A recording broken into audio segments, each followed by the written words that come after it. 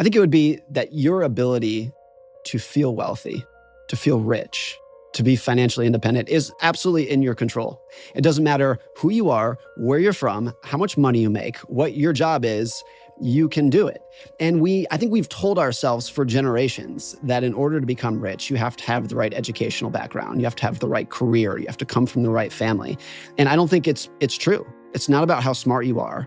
It's about how you think about money. It's about how you behave. And behavior is in everybody's control. I don't know why I believe you, but I do. That's I literally, no matter how in debt you are, no matter how old you are, you can learn. And that's kind of one of the big lessons I'm going to talk about that I've distilled from your work that has changed my life and my relationship with money and the way I think about money, the way I save it, the way I spend it. It doesn't matter the starting point at all. Lesson number one that I've learned from you is you can get good with money. You believe that? I've seen it time and time again, and there are so many examples of it. Let me give you this example here. An ordinary person doesn't have a good education. Maybe they didn't even graduate high school, let's say, but they have good financial behavior. They can think long-term. They can keep their expectations in check. They're patient. They have those behavioral qualities. That person can do very well.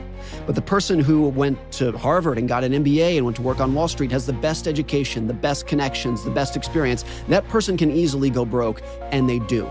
Not uncommon for that to happen. And that is not true in other fields. It is impossible to think of an ordinary person who didn't go to high school, didn't go to college, performing open heart surgery better than a Harvard-trained doctor. That's impossible. That will never happen. But it does happen with money because it's not about what you know. You don't need to know the secret formulas. You don't need to have secret connections. If you just get your behavior right and your thinking right, you can do well.